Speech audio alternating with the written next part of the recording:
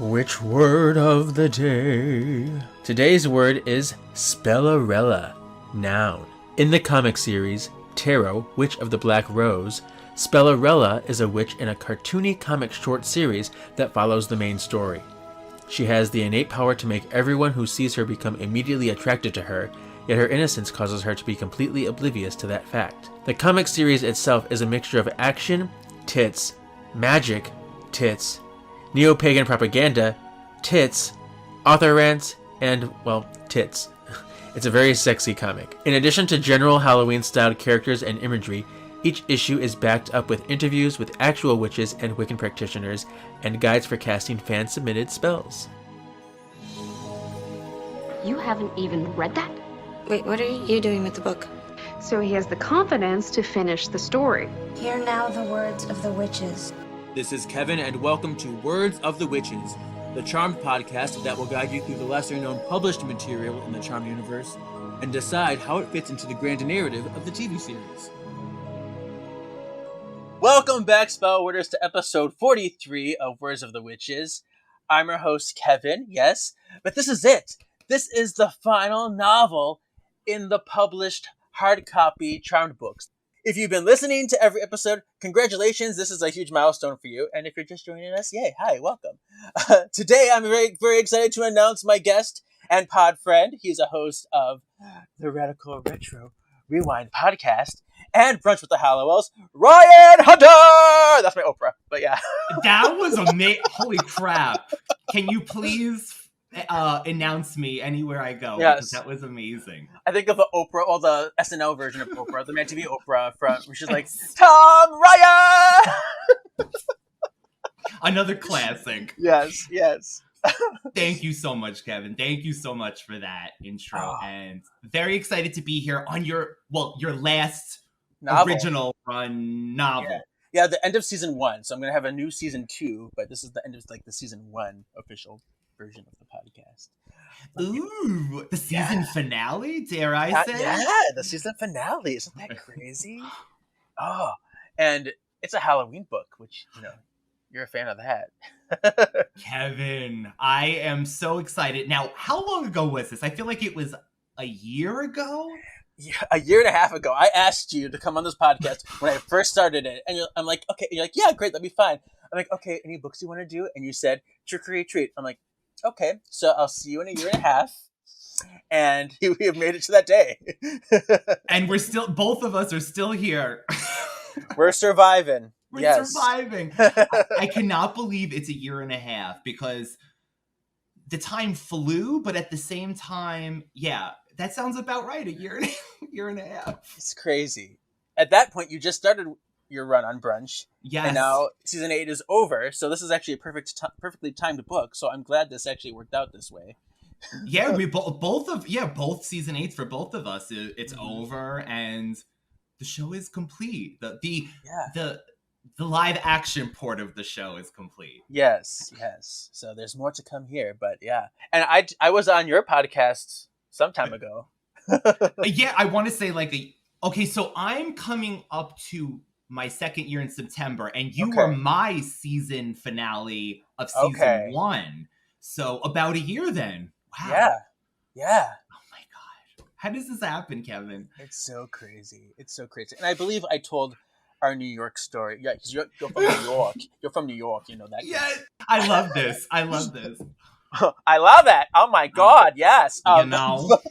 It's going to come out today, Kevin. Before I even know it, it's going to go really thick on the New York. We're going to get to it. We're going to bring it out of you. Well, my mom is from Long Island. I think I told you this.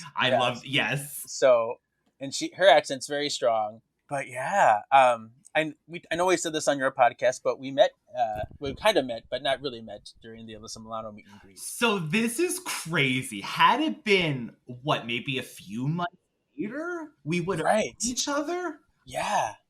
I cannot get over this, we could have had an official meeting at that time. But yeah, we both went to Alyssa's meet and greet book signing in New York for her children's book. But Kevin flew in, right? I flew in for a day. I was there for literally less than 24 hours. That is dedication. That is so. I love that. And had we known each other Oh my I God. know. We would have been like hanging out like crazy. And like I saw you, but I didn't know you. I saw you too. I Right. mean, and his huge book. And then I heard, because I was listening to Brunch and they read your letter. I'm like, oh, I was there too. And so it was very exciting. That is right. Yeah. Rob and Sean at the time asked me to, because I happened to be there, but Yeah. that's so crazy. The small charms, it's a huge charms community, but a tight community. I mean, we all kind of like are in that same circle somewhere along the line. Yeah. You know? We had some sad news these past couple of months. Yes. We just lost. Because this is kind of a Halloween-y book and Halloween is a time to honor the dead, I thought we would have a nice little remembrance of these people. That's perfect. Yeah. So, I mean, most recently we lost Denise Dowth. Such a strong presence on the show for her small amount that she was on. She still left such a screen presence. Yeah, people love her, and then Rebecca Baldwin as well. Such really strong, iconic characters.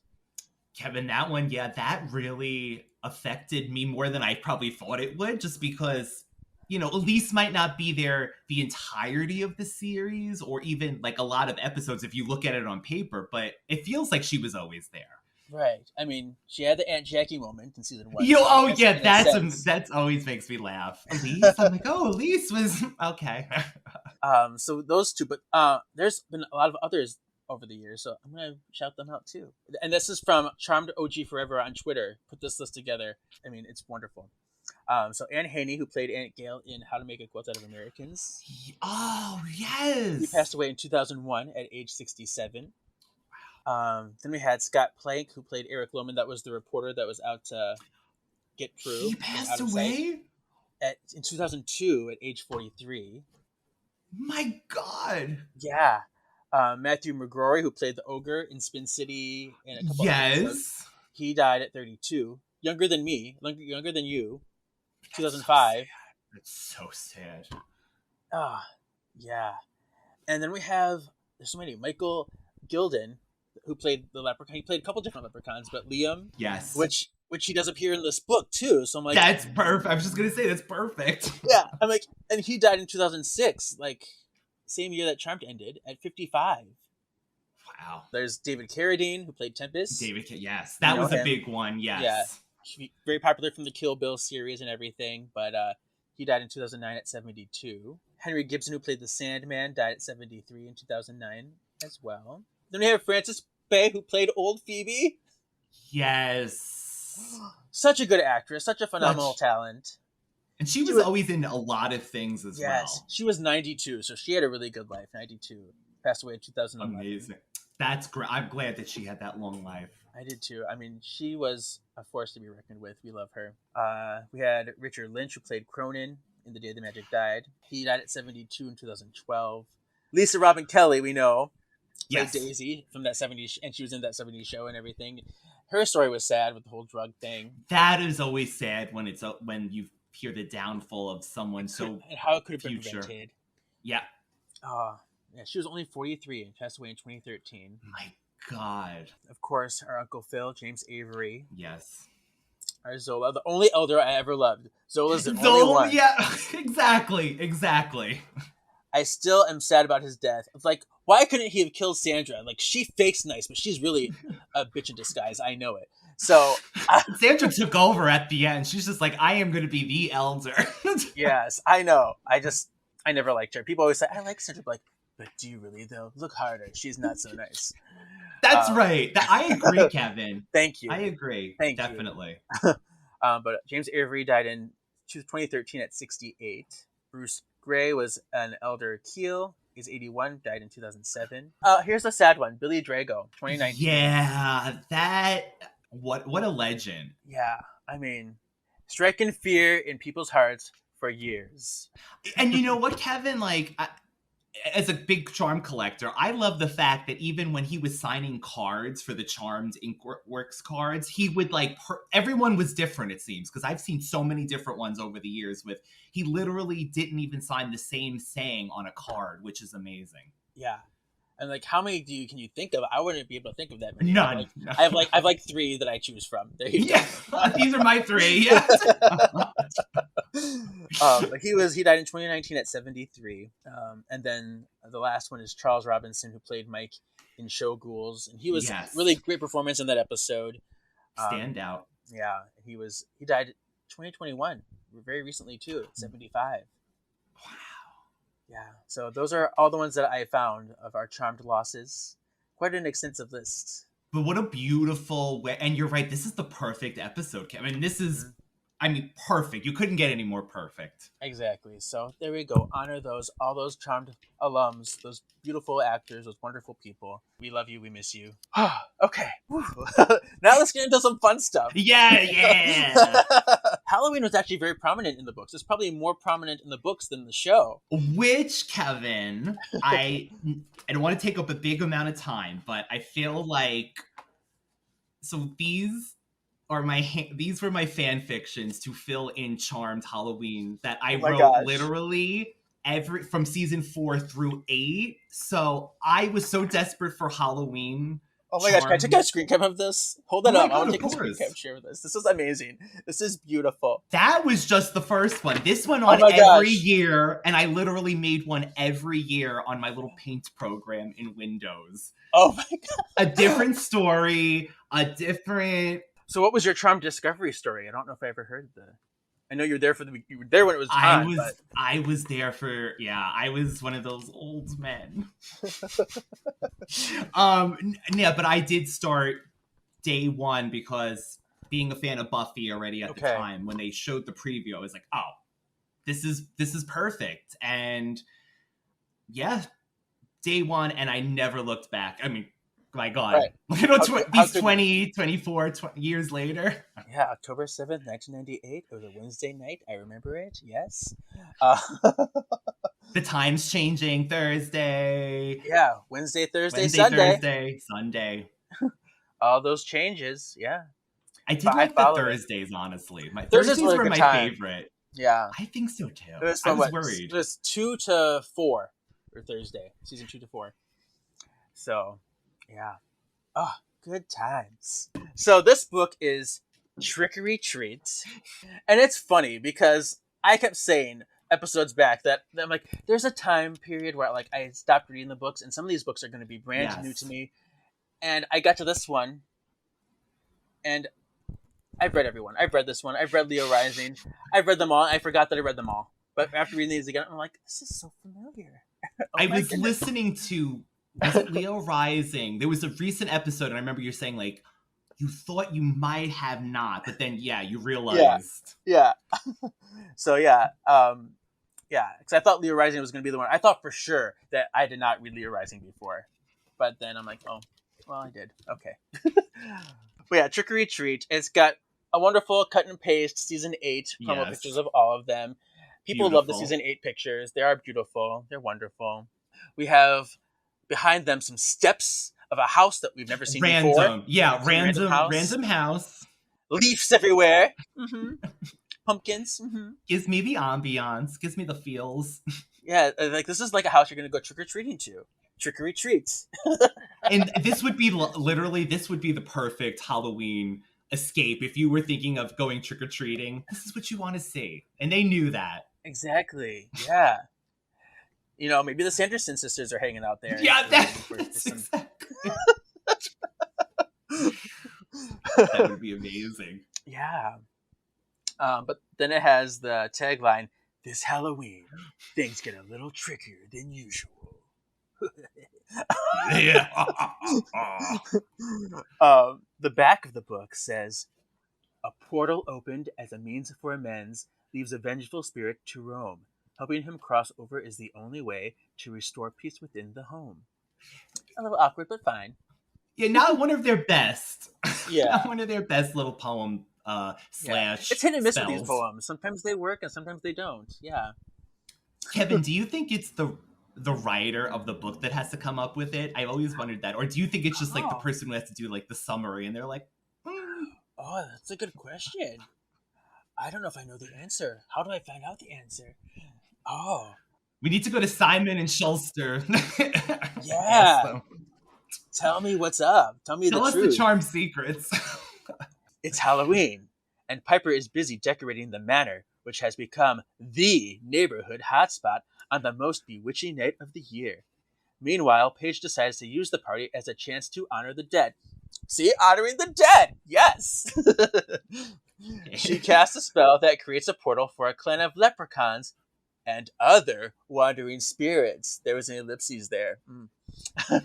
Yes, there was.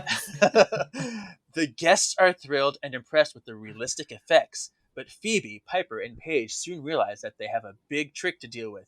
One not so friendly ghost. So not Casper. Casper is not here now. Not today.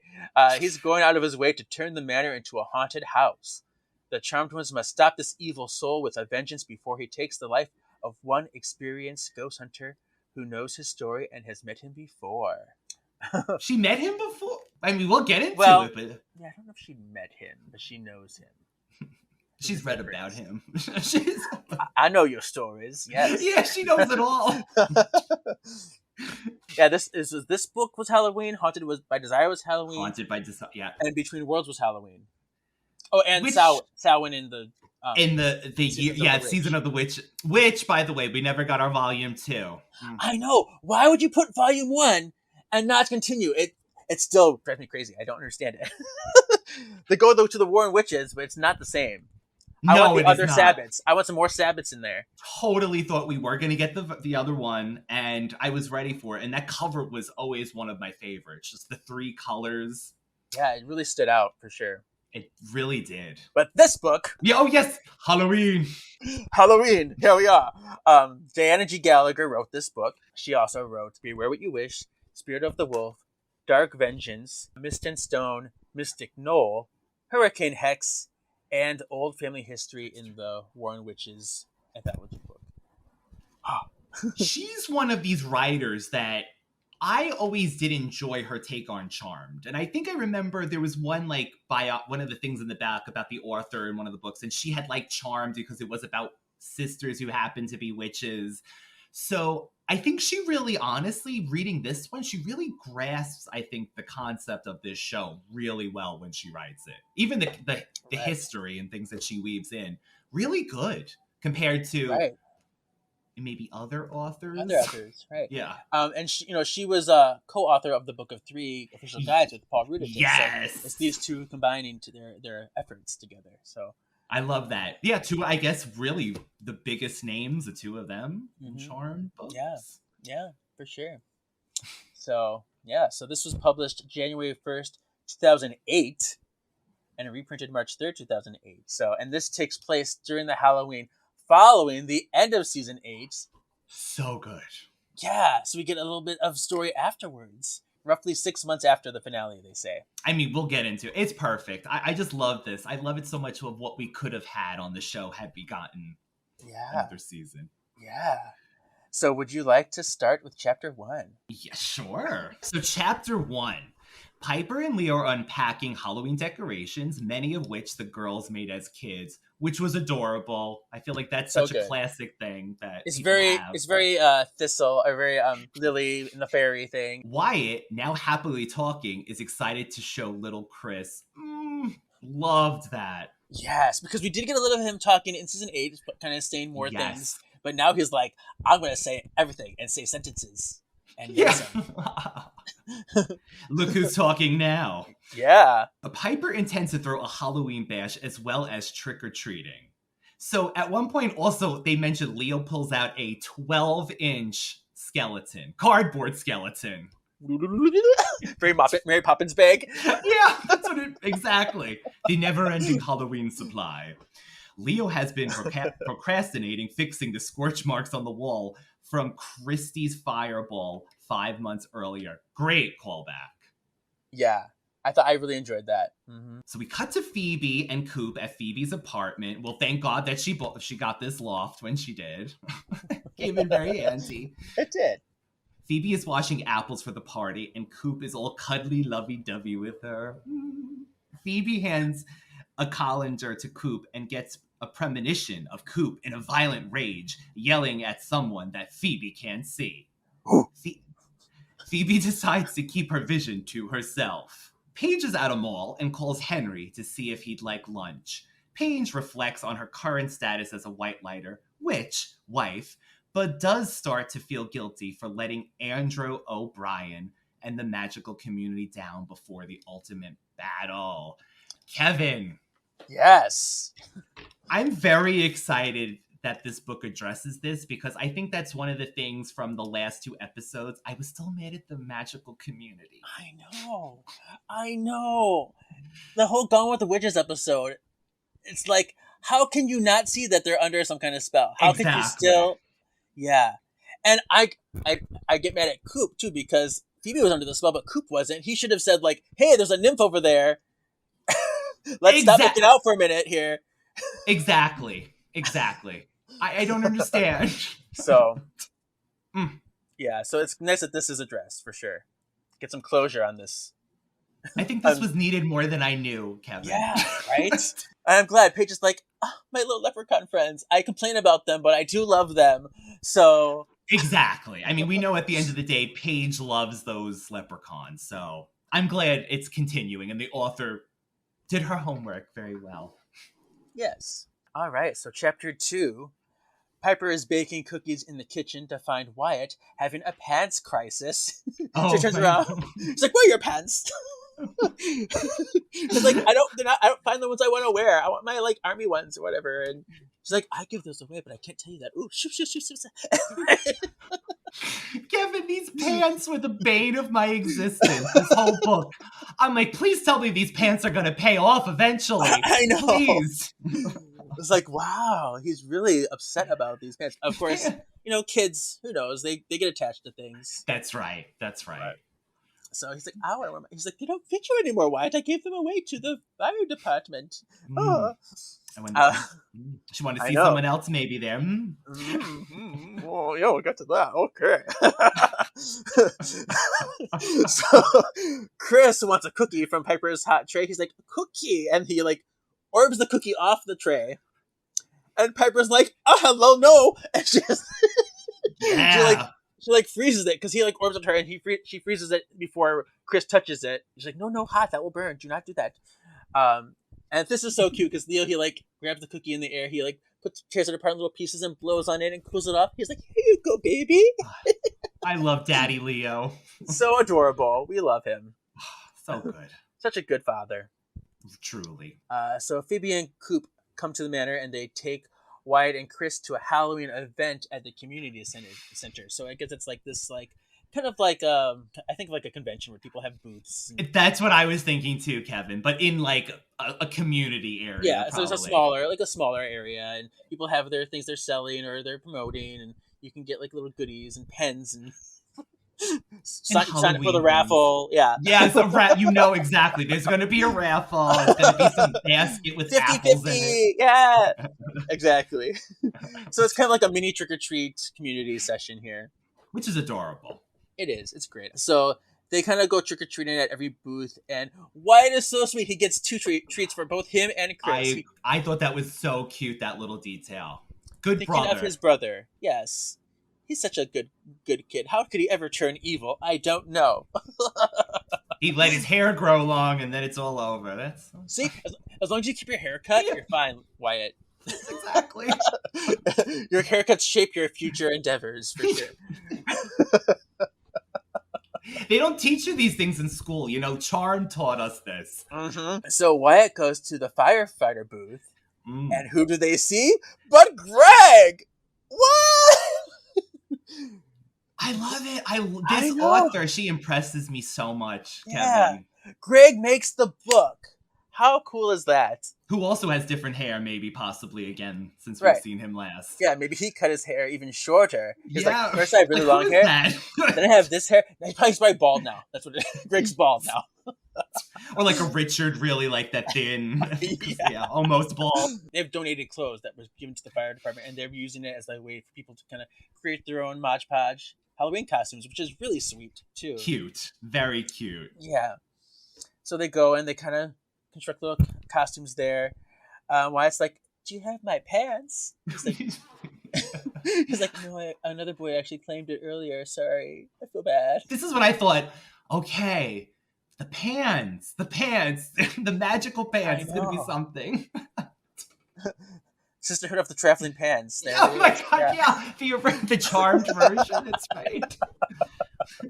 Oh. So Wyatt overhears Phoebe and Greg talk about how Piper donated his favorite pants because he's like, "You can't let Wyatt know, but Piper actually gave them to me, and yeah, whatever." And so he's like, "Oh," and Wyatt's like, "Oh my gosh, they're lying to me." Wyatt knows. He's perceptive. He's always been perceptive. Even when he wasn't talking, he's been very perceptive. So. Oh my god, when he pulled out of nowhere, Daddy would have done that. When the students came, I'm like, let them try. Yeah. But yeah, this is when Wyatt decides to come up with his first spell. So cute. He is like, I've seen my aunts and my mom do spells. Let me think of some words that fit together. And he says his little pants spell to get his pants back. And he calls it does he call it a talk spell? A talk spell? Yeah, I don't know, but he makes up something. He says something out loud. It's what kind of spell you expect from a 3-year-old. Right. But still, something. It's cute that he does it. It cuts to Paige in the attic with Henry and Leo looking for more Halloween decorations. They really want to spruce up this shindig and have a really cool party. Henry throws out that he wants 6 kids. Oh. Paige is like, excuse me. Well, Henry. Yeah, when he came up with the 6, I was like, wow, okay. Henry. It's like, maybe it stems from his whole foster life, and he wants to, So true. Yeah. So he's just used to having a lot of people around, and I get it. But then Leo's like, they'd all be white letters. He's like, oh, well, okay, maybe 3 is best. Cut down in half. Let's see what we could take. Yeah, and Paige is like, I agree. I like it. So Paige finds the shillelagh that Riley gave her in Spin City. I have questions, Kevin. Okay, questions. Didn't that shillelagh get taken away from Paige and she goes, it's a gift? Yeah, because Andrew O'Brien, this leprechaun, he took it. Yes. It's like, you don't deserve this anymore. You're calling us ever again. That's right. So I don't know, maybe they gave it back at some point. They sent it to the door, just like they left it outside with a ribbon on it, like the fairies left the flowers. Like, here, you can have this. I guess he did give it to you as a gift. Fine, whatever. But yeah, that could be a continuity error. It could be explained, but it could not explained. There's right. There. So Diana, but she looks at the shillelagh. She's like, oh, my leprechaun friends. And so, but as she clutches it close. She's holding that shillelagh. I love my leprechauns. I feel so bad. So just then, Andrew O'Brien, rainbows in with his friends, with an offer for Paige to help make things right. She's like, "You feel bad? Well, here's an offer that we can help and we can make amends and we can fix this. What do you say?" And they want Paige to help them talk to their lost friends, all their friends that died. Liam, who got killed in this Gone with the Witches section, and Seamus from Lucky Charms. Seamus! Oh. I was so excited about Seamus. Yes, we love Seamus. He was such an impression, and so it's cool that he comes back in this book too. I love that. I love that as well. Yeah, so he wants Paige to do a spell on Samhain to Halloween, to let them communicate and have closure with their lost friends. Paige agrees, but makes them promise that they won't tell anyone that they're leprechauns. I have one beef with this, though, because they say Samhain, and Paige is like, Samhain? That? Like, really, Paige? How do you not know what this is? It's like, you know what? I felt the same way, and then I was like, okay, it's one of the author's way of like maybe explaining it to the common person, but they could have totally done it a different way with the leprechaun saying something. He could have just come out and said it without even having to ask. Exactly.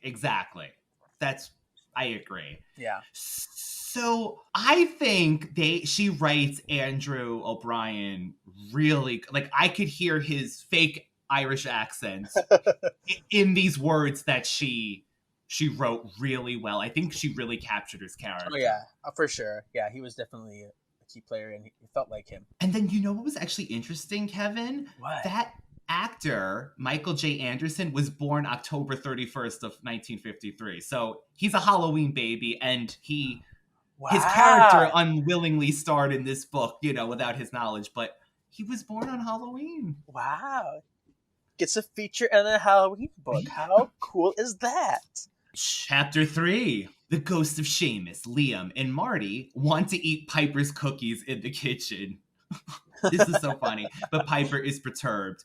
Totally could see Piper so mad, so pissed at having to... Where did these people come from? Why are they eating my stuffs? Not for you. Get. Like... And she really is. I think they actually say that, right? She's like shooing them away and like smacking them with spoons. And it's very similar to like when it calls arms, she's smacking everybody with her hands. She needed those arms for these leprechauns. And it was perfect because you could totally tell their mischievous nature. Like they were going to get into trouble. Mm-hmm. There's a cold draft in the kitchen, and everyone wonders why. Everyone appears in costume. Leo and Piper in colonial outfits. Wyatt is a pirate, and Chris is a little ghost. Oh. Okay, so Victor, I love this. He comes in a skeleton sweatshirt that makes sounds that Wyatt loves to press. Yeah, little buttons on it, This is why I wish we got to see this in the show, Kevin. Little things like this is so cute and adorable. He and Leo will take the kids trick-or-treating in the neighborhood. The visiting leprechauns want to go too. They set forth to the streets, excuse me.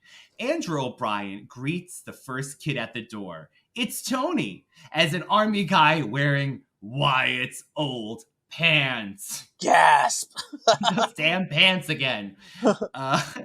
Tony starts bombarding through the house looking for Wyatt with gusto. He's like, Wyatt? Where's Wyatt? Piper feels another icy wind. They calm Tony, and Henry comes down the stairs dressed as Robin Hood. Was it left by Drake? I know. Drake conjured it up and then took it off and left it there. Ooh. Oh. That would have been a wonderful, wonderful image. And Henry. Just that we get more Henry with Paige. Oh. I mean, this is Henry and Coop's first and only book. Yeah, I'll say it first and only. Well, this is the only one that takes place season 8 and post-season 8, so... Paige is surprised to see he's not wearing the tights, but Henry refuses to do that part. It's like it's either Robin Hood with no tights or no Robin Hood. I'll take either way. Yep. Andrew O'Brien informs the group that they may be wisps of small spirits roaming, but they are usually playful and harmless. Yeah. So, all right, that's okay. Just little wisps. So I automatically thought of the witch doctor, which she actually brings up in this, which is great. Yeah, I mean, when we get into canonical, there's so many notes, but oh my goodness. So, chapter 4, after 9 p.m. So we cut some time here. The party at the manor was beginning. So I guess this is after all the trick-or-treating is done, and now they come back for the party. Phoebe was on door duty, doing like the last minute people, the dwindling kids coming, like, here's some more candy for you. And then she's like, okay, I'm gonna gather all these candies in a bowl, and we're done now. Okay.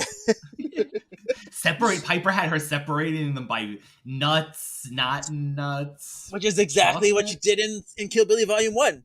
It's a callback to that. She's like, I got nuts, I got chocolate with nuts, and I got sugar-free. Ta-da. And who thinks of sugar-free? Ahead of her time, Piper. Ahead of her time. For real. She's like, all those kids with those rotten teeth. Yeah. So. Not at this house. Not at this house. Phoebe and Coop are dressed like Roy Rogers and Dale Evans. So they're 1950s cowboy attire. Very cute. I would have loved to have seen, though, they said originally Cleopatra. And, yeah. So I would have loved that. But yeah. I get it. And Coop puts on his cowboy accent, his country accent. Hey, little lady. What do you like? I feel like, Kevin, we got more personality in this book than in the show. Yeah, that's true. He's a good-looking man, but not much there. Yeah,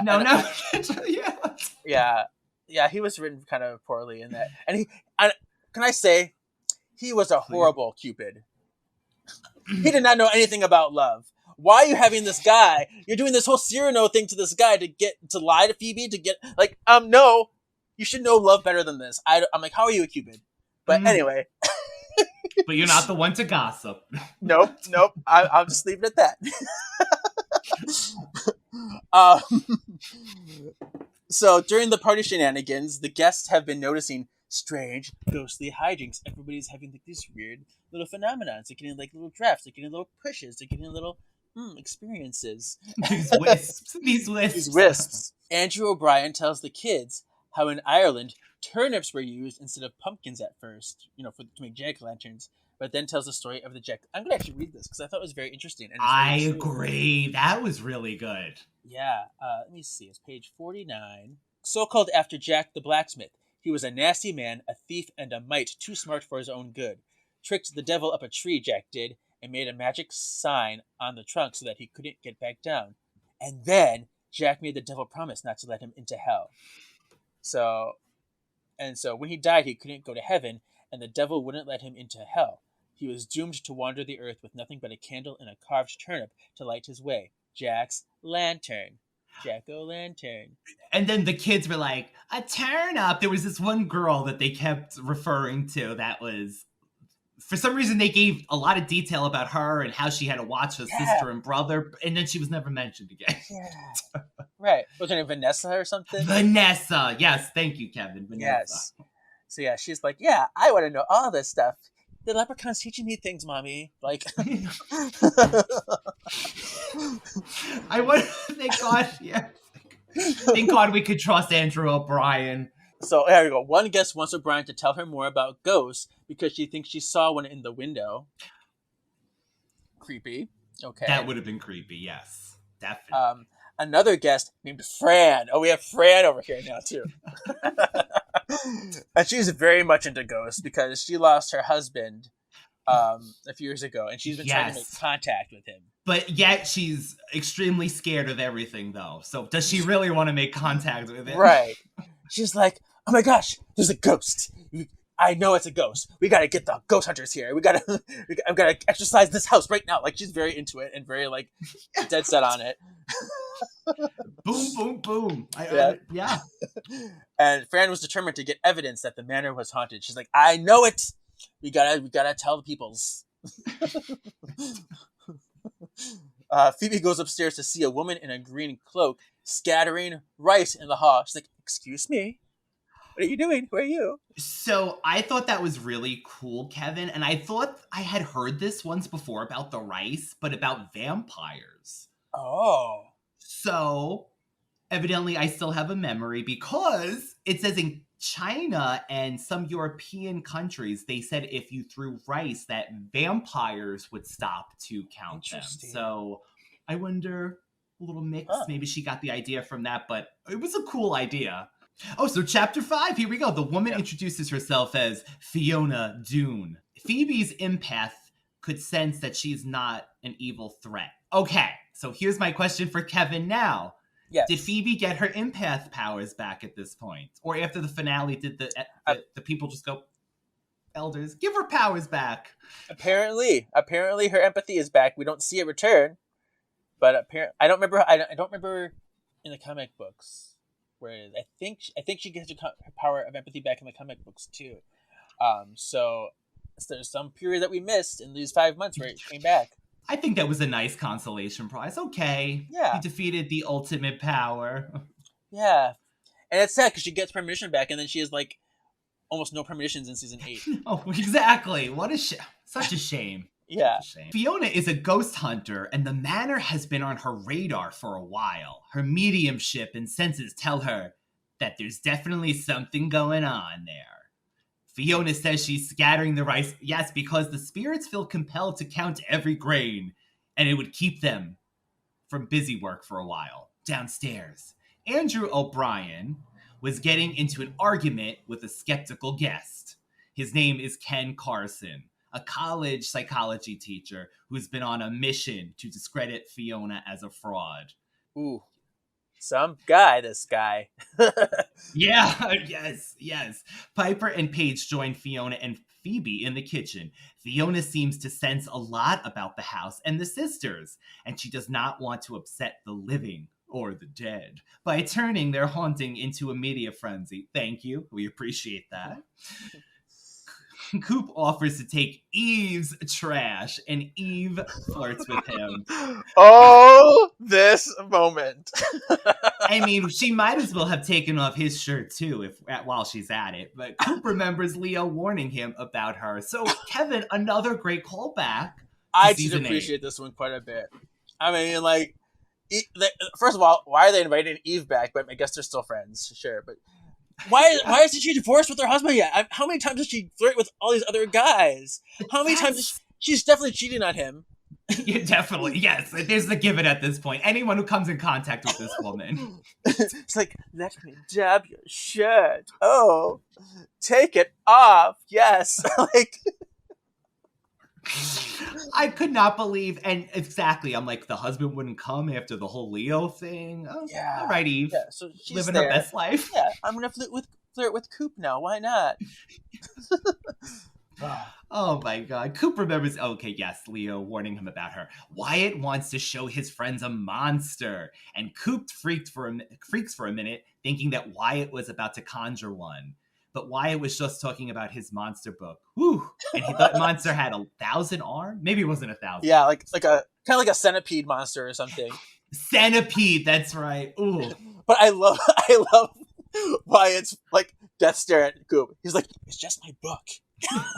He's like, Coop, you don't know anything, Uncle Coop. Let me tell you. Right. I'm smarter than a 5th grader. Exactly. Leo arrives, and Fiona meets him, talking about how crazy Fran is and how she's trying to get a ghost to move into the light as we speak. I could totally see this happening. She's out there. She's like, oh my goodness. This poor ghost, move into the light. Go. Yes, you deserve it. You deserve it. Yeah. Please go. So, Halloween streamers begin to tighten around Leo's arms. Piper froze the scene, including Leo and Fiona, but the streamers are still tightening, which I thought was a cool concept. Yeah. It's like, it's not working. Piper unfreezes the room, and Paige orbs Leo's coat into the sink, rescuing him. Okay, please forgive me, Kevin, but I don't know if it's me, but Paige orbs everything and everyone starting from here in this book. Her power is used on every other page, I swear. Yeah. Orb happy. Orb happy. They're like, no budget? Paige is orbing everything. She even orbs upstairs, I feel like, continuously. It's like, yeah. That's it. No other powers. So Leo gets rescued, and then Fiona was officially a witness to magic. But there is an immediate bond and trust, which is lucky. Andrew O'Brien comes in, and they tell Fiona about the spell Paige cast to summon his dead friends. Fiona immediately is worried that the spell opened a portal for other spirits. And Fiona points out puddles shaped like footprints appearing in the room. Oh, gasp. Yes. Wet footprints? Is there a leak? Yes. Trickle, trickle. Oh, my goodness. Okay. So, chapter 6. Henry, Coop, and Victor sat with Wyatt and Chris, taking in the party's success. Yeah, so they're out in the living room area, the sitting room area, while everybody else is having their kiki in the kitchen. Yeah. The footprint puddles get closer to the group in the kitchen, and Fiona identifies it as a bully ghost. And bully ghosts usually pick on smaller ghosts, but this one is actually coming after them instead. Ooh. Bully ghost. That made me laugh. I'm like, okay, is that an official term? I'll take it. Bully ghost. Yeah. Bully ghost gruff. Yes! Yeah.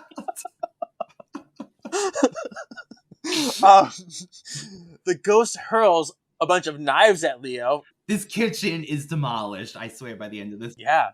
Paige orbs Leo out of the way. The sisters just want to get the ghost out of the house to keep the kids and party guests safe. So they're like, oh, let's just get him out of the house. We can deal with him later. So Phoebe comes up with a spell to evict it, and they perform it. She says it all, but it fails. Yes. Sad. The ghost attacks some more, throwing literally everything it could in the kitchen at them. Pots, pans, silverware, knives, the dishes. Spoons, everything. Yeah. Sandwiches, I believe, as well. Yes, what a tantrum this ghost is having. Yeah. Phoebe is cut by a pumpkin cookie cutter. This. I'm kind of like, can I wear this like this for Halloween? Like, I got a pumpkin like scar. Like, this is what I want. I can think of it. That would have been cool, right? It literally is a pumpkin. Come on, Phoebes. Just a few more hours. Wear it with pride. Right. Yeah, just own it for a little bit. Yeah, but Paige heals it. Okay. In the living room, the floor shakes and a plasma ball sets curtains on fire. We know what plasma balls are. We learned that from Love's a Witch. Yes. So, great episode. Olivia Calloway. So the sisters hurdle everyone out of the house. She's like, okay, there's ghosts here. You guys gotta go. Everyone leave. And you know, at this point, the guests have all witnessed some kind of paranormal ghostly thing anyway. They're like, you know, this was a great party. How are you going to top this next year? This is amazing. Goodbye. Bye. Don't come back, please. In the hubbub, Victor, Henry, Wyatt, and Chris leave the manor because they're like, yeah, let's get them out and let them do their thing. Yes.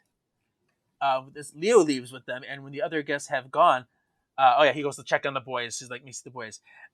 But he tries to get back in the house, but there's a barrier blocking him from re-entering the manor. So if you exit the house, you can't get back in. At least you don't go flying across the yard like in Is There a Woogie in the House? So that's what I was thinking. That's in my mind. I was thinking of that, like a force field that would just send them flying if they touched it. But that didn't happen. It didn't happen. It just kind of blocked. Too bad. Yeah, right. The visuals. Yes. No budget, right? You can write anything. Mm-hmm. But the sisters, Fiona, Coop, and Andrew O'Brien were left inside. Piper tells Leo to take the boys to Victor's apartment. Smart.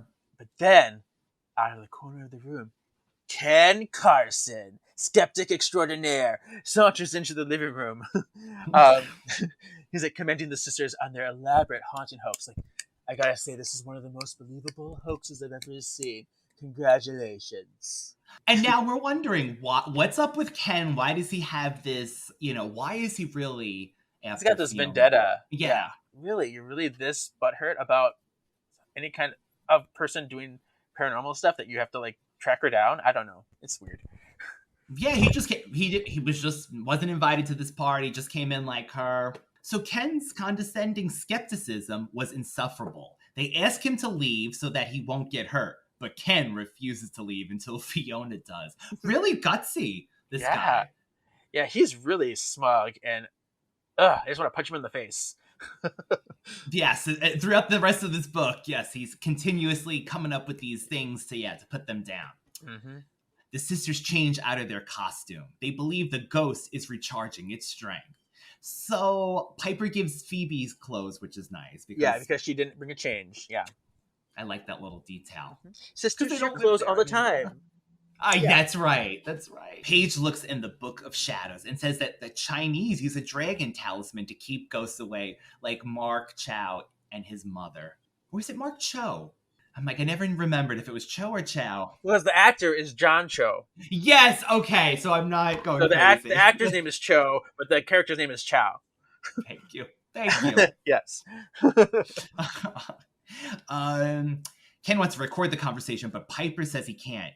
After she freezes the room and removes the battery of his device. Love that. Such a smart idea. Like, it's so passive aggressive, but I love it. It's so like, I got you. Do all you want. You won't catch me.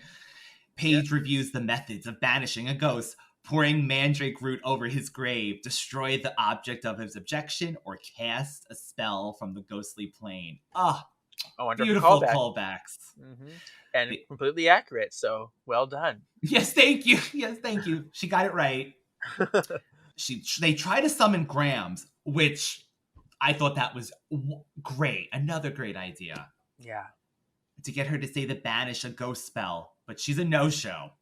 The house shook and more plasma balls appeared. The ghost is getting stronger, Kevin. Ooh, stronger. Chapter 8. after the ghost causes another bevy of paranormal destruction.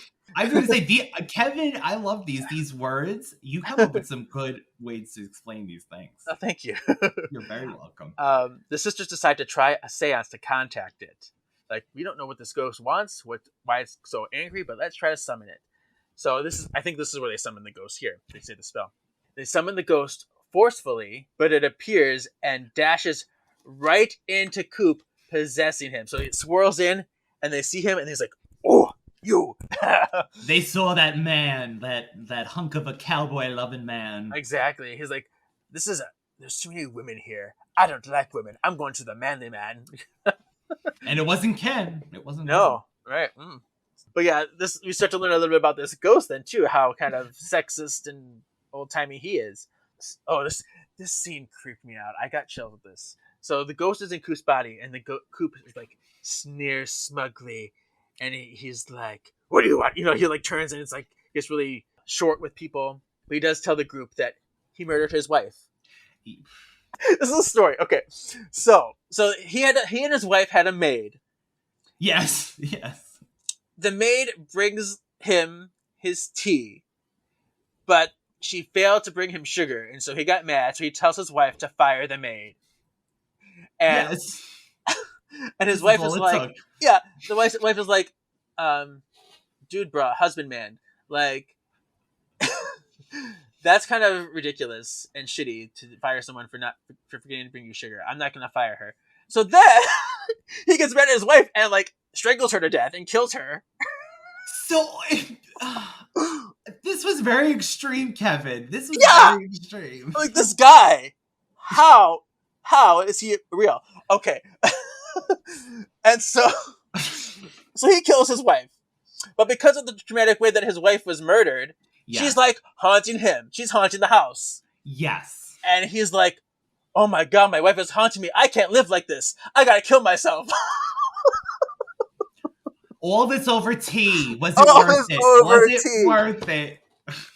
Oh, so he killed himself, and then he reunites with his wife's ghost in the afterlife, and he's like, "Because I killed you, and you're here, you're bound to my spirit. We're together forever. You got to do what I say, ghost wife."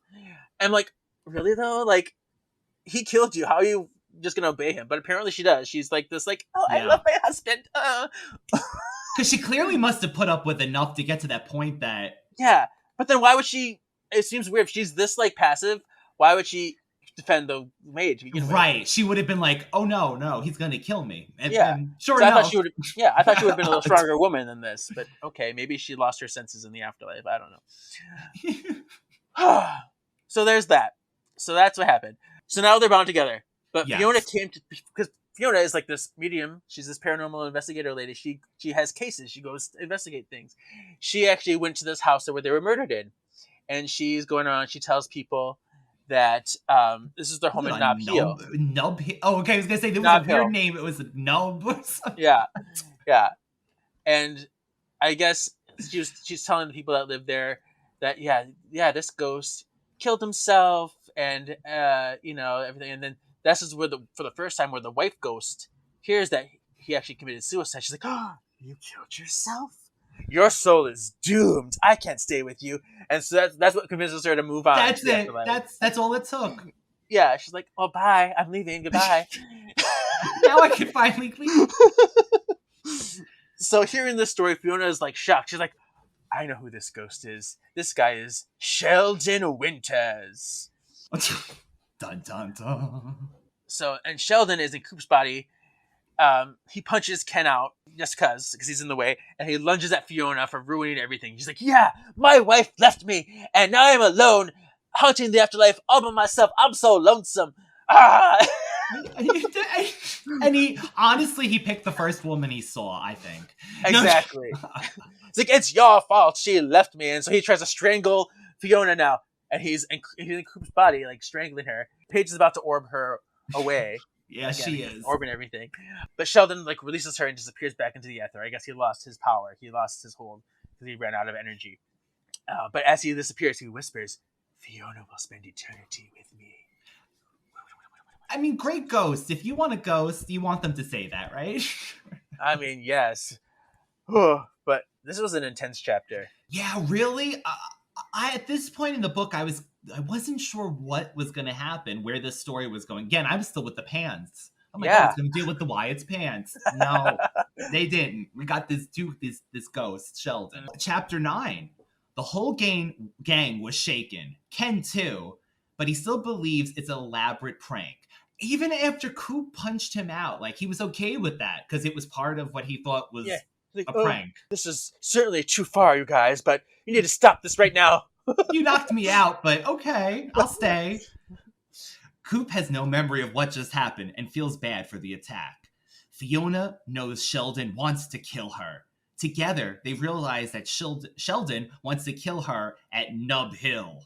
That way, her soul will be bound to him there, and she will replace his wife, which, Kevin, I thought was really cool. Her name was Victoria Winters, which is a Dark Shadows reference, so I love that the wife, it was a throwaway line, but I mean, unless the author didn't intend, but that is the main character of Dark Shadows. So how interesting. Cool.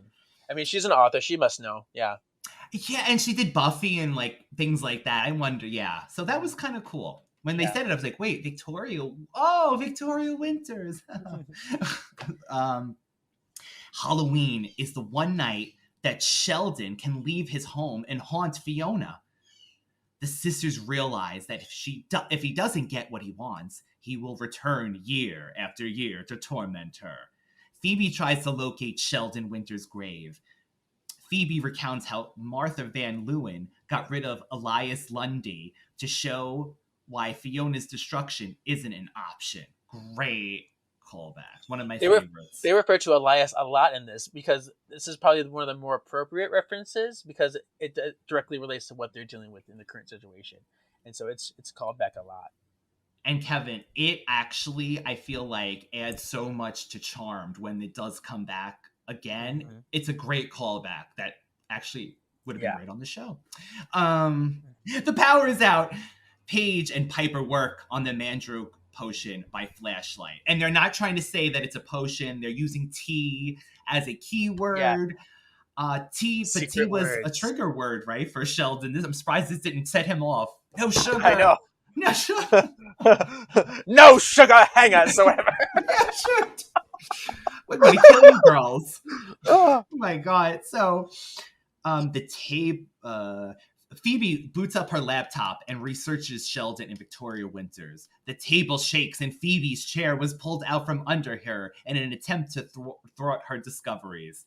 I thought of Kevin when Phoebe's trying to drink iced tea with her demon baby. And she throws it against the wall. I can't even have iced tea, freaking glass. Phoebe nearly gets to the plot location before the table falls and smashes her computer. And then she throws it into a pile with other trash. How terrible. How sad. Like I got backup, whatever. I really like that computer. At the column, I have a backup, thankfully. Because she's writing a book, which I thought was great, Kevin, that the author listened to the flash forward and knew that Phoebe was going to be writing a book. Yeah, see? Thank you, Diana. Thank you. Piper tries to call Dad, but the ghost flings the phone from her hand. Sheldon has been eavesdropping on their every word. They plan to use their cell phones, but try not to say anything that would clue Sheldon in to the functions of their devices.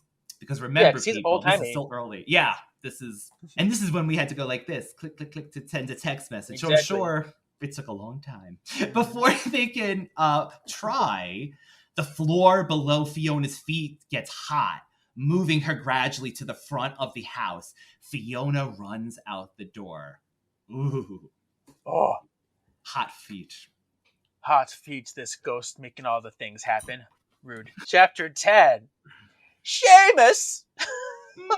Because Seamus and the other leprechauns, they left to go trick-or-treating, remember? So they're like out having their fun little Halloween night, getting candy and stuff. I mean, they wanted more beer and like cakes and things, but it's fine.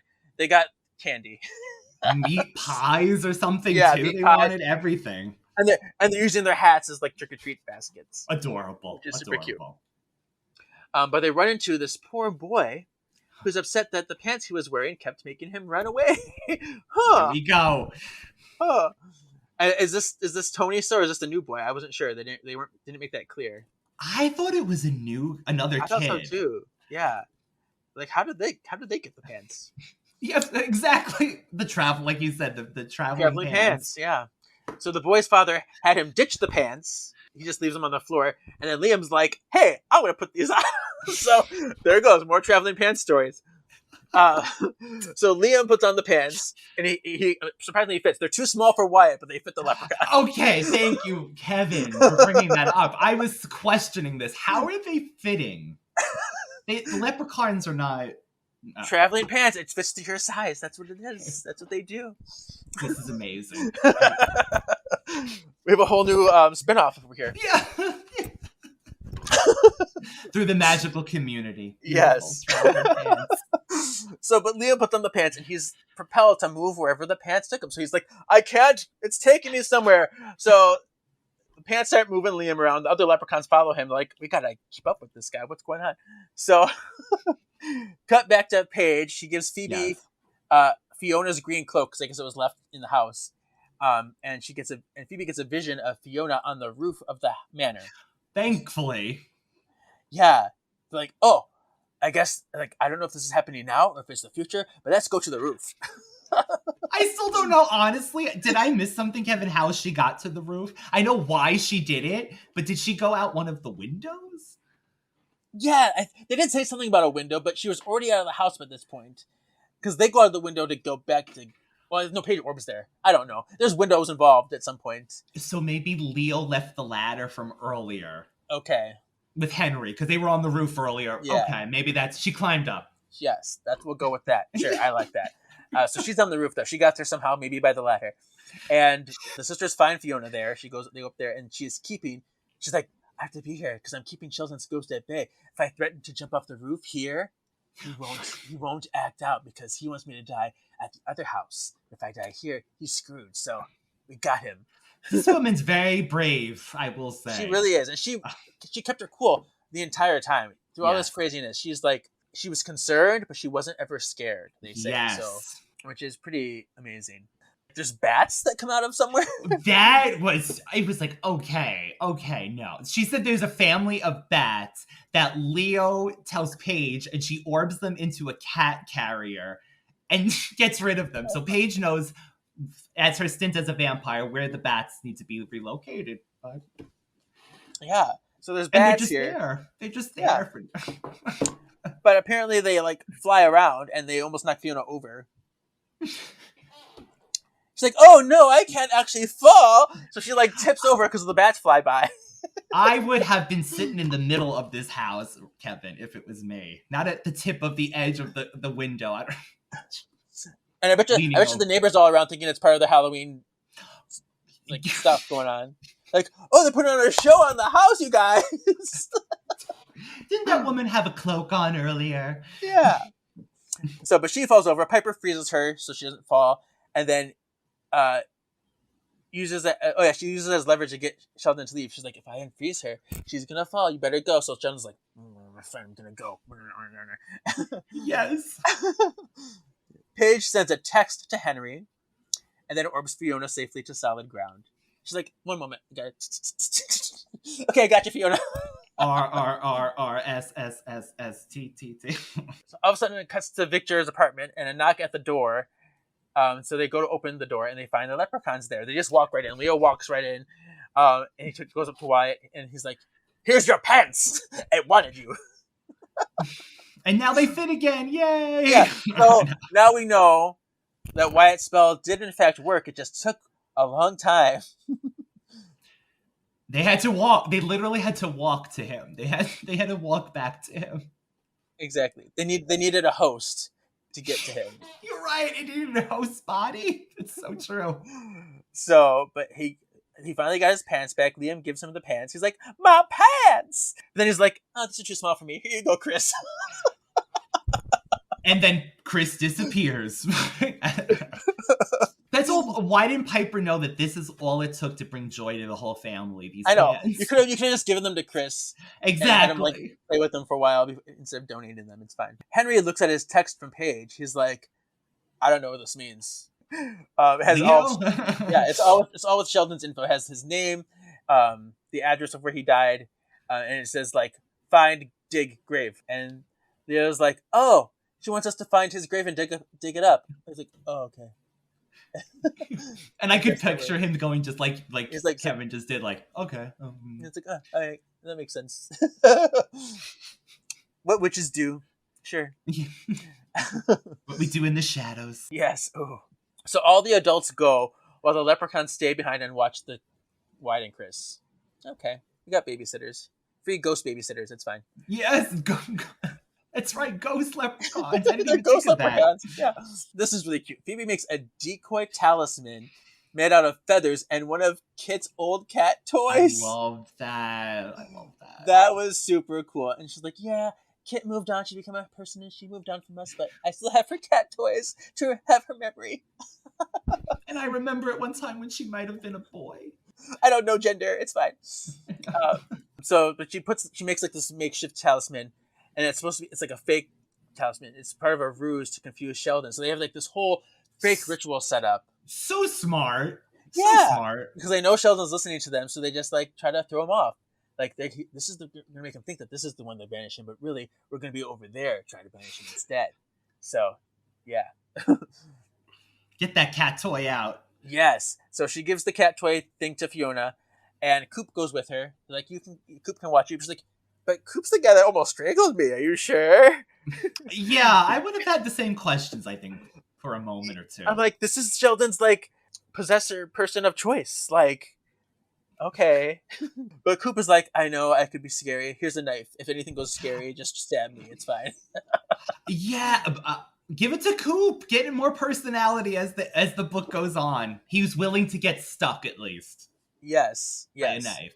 He's like, I'm a Cupid. I'll be all right. You can stab me. Whatever's. Hopefully you won't hit anything, which he actually says later, which made me laugh. Yeah. So Fiona and Coop drive to the mansion on Nob Hill.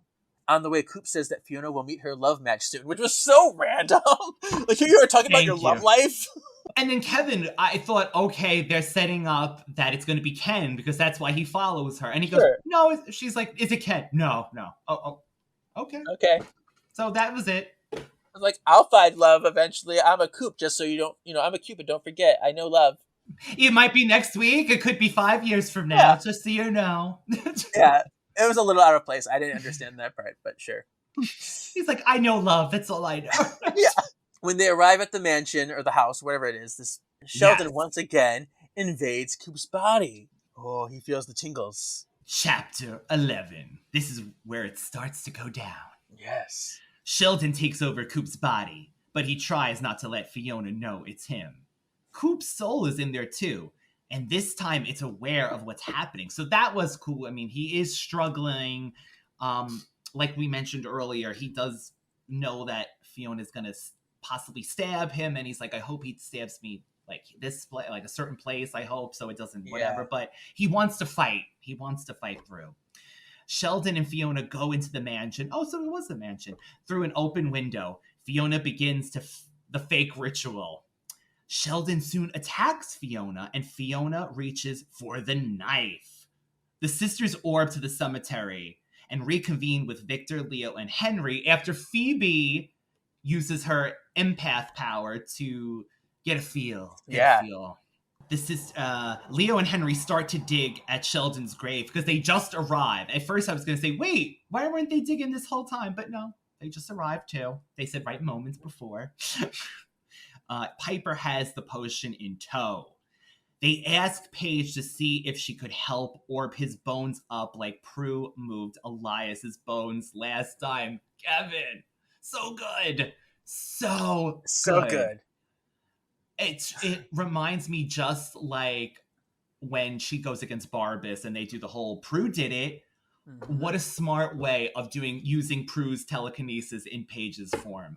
Oh, yeah. Beautiful. Mm-hmm. My favorite part of the book, possibly. Oh, beautiful. We love our Prue. Yes, we do. Fiona throws salt at Coop's body, which thankfully she had, which allows Coop to once again have control. The ghost of Sheldon. That made me laugh too, Kevin. I was Yeah. like, okay. So Coop is back, but now we have like the soul of like making a mess still.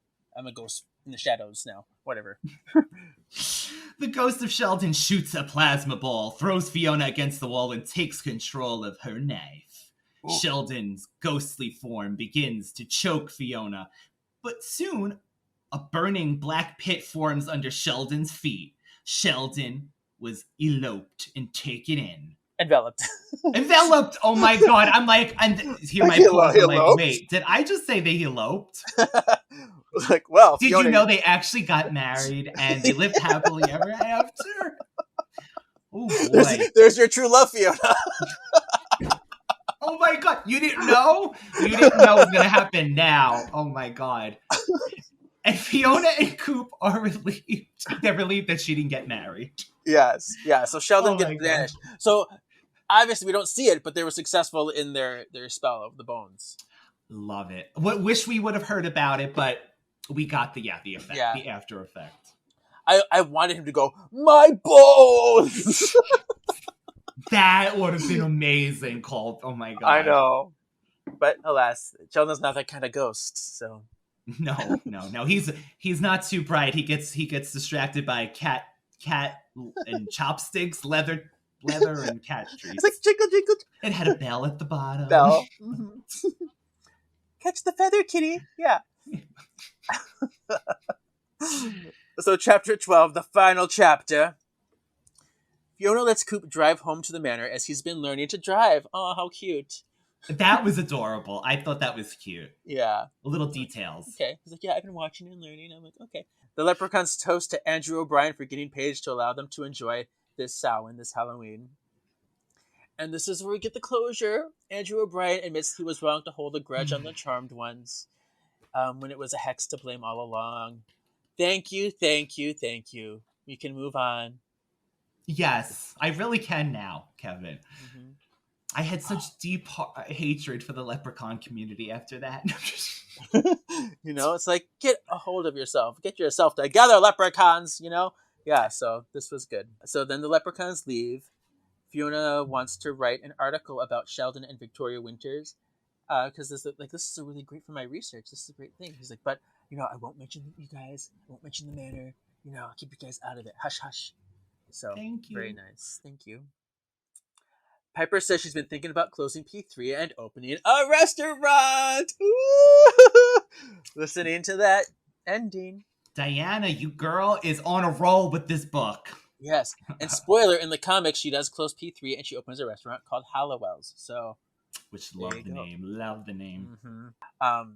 Paige realizes that they were successful because of what they had learned from past experiences and decides that she wants to write down everything they learned from this experience to help future witches and whitelighters alike. Wow. Lovely. Beautiful. Mm-hmm. They did. I feel like the girls did everything right. They were on top of their game this episode. They're taking this current situation, taking what they learned from past situations, and now, you know, what can you learn for the next time? Oh, that's right. Beautiful. They invite Fiona to return next Halloween, and Paige teases about opening another ghostly portal then. They're like, no, don't do that, you crazy person. She's like, I'm kidding, it's fine. Happy Halloween. Happy Halloween. And that's the end. So, whew. What a journey we've had. What are your thoughts about the book? Your final overall thoughts? You know, the fact that we got this season 8 information, Kevin, it's going high up for me. I mean, was it the most exciting? Maybe not with the ghosts, but it was like a typical monster of the week plot that the Charmed ones probably would have faced along the lines. So I think it's really good. As the final book, though, for you, though, what are your thoughts? Because that's okay.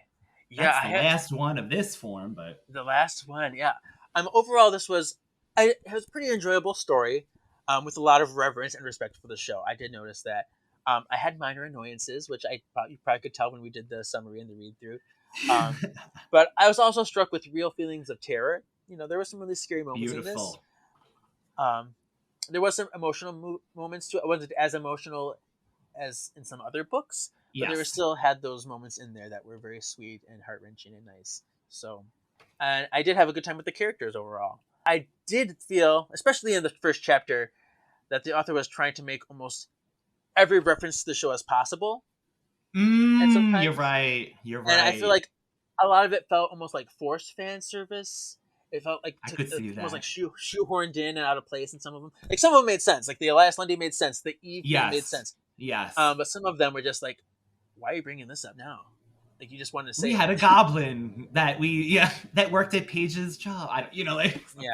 Random. Yeah. Yeah, I almost feel like the book almost threw them out so often and so superfluously that it became tired in some respects. I could see that. The chapter 1 was like the biggest one. It's weird, Kevin, right? Because it seem like these authors have to set it up for readers that might not know. Sure. But really, who's honestly reading? I mean, I hate to put it like that, but who's reading a Charmed book unless you know something about Charmed? Unless this was the only book left and you were just reading it. Right. I happen to find this in the library. I'll give it a go. This is the last one.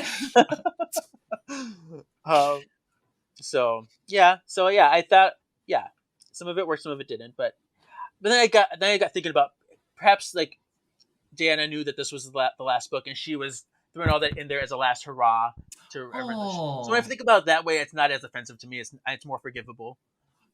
That's nice. That's a nice thought.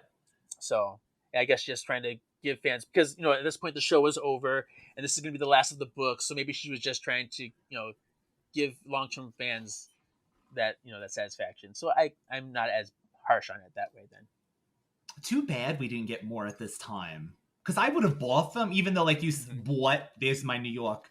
I would have gotten them, Kevin, like you said, even though at that time we both were like probably interested in dating and things like that. I still would have gotten it. Like I did buy this originally, right? And apparently I was reading this in 2008 still, even though I was in college. Exactly, I would have been reading this too. So I wish they would have continued, but yeah, So now we have Put That in My Canonical Hat. Canonical. So this is the segment where we take the story and determine what is and what is not canon to the show. There's a lot we can say. There's probably a lot we've already said, but there was a lot going on. There was. Oh my god. Yes. I have notes and notes and notes. So many references. Is there anything that stands out to you? I wrote on page 62 that she called Phoebe Paige. I know, Paige instead of Phoebe. Yeah, there are some errors of that too, for sure. There's some of those going on. The one that I said for canon wise that I don't know if it would fit in was, there's a part when Paige calls herself someone says Miss Hollowell, and she says Miss Mitchell's. But we knew that in the show that she wasn't going to take Henry's last name. She talked about that. Mm-hmm. So that's one of the things that I thought of as like a continuity error. Yeah, I mean, for sure, that counts. Yeah. I have a lot. Let me just see what I have. Are you done? Is there any more you want to say before I? I'm sure you're going to cover, but there's so many. I mean, the spirits. I'm sure there's a list of spirits that this Diana gives. Yes, she mentioned like every ghost that ever appeared on Charmed. Every ghost. So you go, Kevin. I'm sure your list is amazing. Okay, let me just see. Okay, let's see. I enjoy how it correctly stated in detail that the Hallowell Manor address. I think this is the only book that actually gave the address of Hallowell Manor, 1329 Prescott Street. Yes. She has the year that it was rebuilt, and how they destroyed the Zanku and the Nexus all in that one sitting. I'm like, okay, I appreciate that. All right, let's see. They mentioned Graham's Go-Go Boots, the Return to Sender spell, and the Cursed Homemaker ring, the Graham's ring. And I appreciate that the book distinctly mentions how the Woogie Man and the Nexus are separate things, because they are separate things. Yes, that has, yes, let's just say that, yes. Yeah, somebody get that wrong. So I was like, all right, I'm give that credit to this book for doing that. Wonderful. Wendigo Banshee vampires are mentioned. Here's a error. Paige mentioned that their time travel back to 1670, so this is All Hallows Eve, happened at P3. That they went back from P3. No. And you shouldn't have been there to remember. So maybe she's like heard stories and she's like, I think it was P3 that they got taken from. Yes, I heard through the grapevine it was P3. Okay, here's something that I brought up on the Hanging with the Hallows podcast, but it says, This book, it confirms my suspicions that in Gone with the Witches, when Jumaine does those spells, like bring the sin ball in the back, that Yes. he did not conjure these things. He did not these are not the actual things. It was a hex spell completely Okay, to yes. emanate those things. Yes. It wasn't the actual objects itself. See, that's a great way of explaining it, because had the objects been summoned on their own, they would have had their own repercussions then. Yeah, right. And they would have been a lot harder to fight off. Get rid of, right. Because they just go, uh-oh. That's all you got to do? Vacuum that fairy up, Piper. Get your memory back. Yeah. Yeah, but you have to, sacrifice yourself or, do something for somebody else to break the spell. The sin balls anyway. And Graham's ring has to be taken off your finger. She just turned back like nothing. Like, where'd the ring go? So it was definitely something that was conjured. And in color, too, through. right? So that's why I had a theory that it was just a spell they did. But this book actually confirms that for me. So I and in a book like this, who would have thought, to get confirmation? That is fantastic. Yeah. I was surprised to see Greg in this book. That was exciting to me. Greg was a surprise. For sure. I love how Piper throws candy corn at the leprechauns because it was left over from Leo's overstocking in Kill Billy Volume 1. One of the things I wrote was that because she mentioned candy corn last year, that they have so many. Love it. Yeah, and they mentioned that nobody likes it. And I remember when she said that in that episode, I'm like, I like candy corn. I do too, Kevin. I like it too. I'm like, Piper, waiting on the candy corn. I mean, I wouldn't want to eat it individually out of someone just throwing candy corn at me. No, but that's delicious. I love candy corn. Have you ever had candy corn with peanuts? Mix candy corn with peanuts together? No. Delicious. Oh my god, I'm really gonna do this. I'm writing it down. Just make a little bowl and mix them together. Mm-hmm. Thank you, Kevin. Yeah. Cooking recipes too you get on this in the show. Look at this. Exactly. And then we did talk about how she separates the candy into chocolate with nuts, and sugar-free. We talked about Eve. Good. Okay. Here's the list. The Lang brothers, Jackson Ward, the Witch Hunters, Bounty Hunters, Lost Souls and Count Roger, Frankie and Lulu, Elias Lundy, Olivia Calloway, Mark Chow, Stan and Angela from Trial by Magic, Wyatt bringing toys to life, shrinking his parents, and conjuring the dragon are all mentioned. Those were, oh my god. She did, she was getting research for the Book of Three, and she was just exactly. I mean, they probably were working on this. They probably were working on it at the time, because they did part 1 and 2, so who knows? Oh, here's the error I have. Phoebe says they never killed a human before. That was a great point, and tell that to Dr. Williamson, Burnham Whitaker, Rick Kittredge, whatever his name was. I thought of Rick right away, but especially Rick. I was just like, oh, maybe you didn't directly kill him, but you did kill him. You set it up. But then I was like, okay, then she worded it. I wish I remembered what page. She said something like, it was like, we didn't kill them, but some people got hurt, but we didn't kill them. You're just trying to justify this, Phoebe. Yeah, Phoebe rewriting history. Yeah. It's cold all over again. Yeah. Here's another one. Piper says that if she were a cat, she'd only have 4 or 5 lives left, which is a lie because she's already died 9 times on the show. Abe, I was gonna say, Piper, you're giving yourself too many. It's like, you're a dead cat. You went through 9 lives already. Sorry. Okay, here's something that was brought up to me by one of my listeners too. So I had to investigate this. It says, the sisters mentioned using a dragon talisman to ward off evil spirits, like the one that Mark and Lei Chow, his mother, owned. But the talisman in that episode was actually a lion, not a dragon. It looks like that very. I know exactly what you're. You're in saying. Japan, it's a kilin. I think of Super Sentai, Roo Ranger, Shishi Ranger, exactly. Tenma Kilin, Ho Ranger. Yeah, good stuff. But what's interesting too is Chinese talismans, because Chinese talismans weren't even little things like that. They're actually paper or cloth posters that have the writing on it or the pictures. Yes. Like those almost scroll looking scrolls. too. They're called fulu. I looked it up. They're called fulu. So that's not even accurate to Chinese lore at all. It was in Charm's lore. They made that up. Right. They called it a dragon and everything. Okay.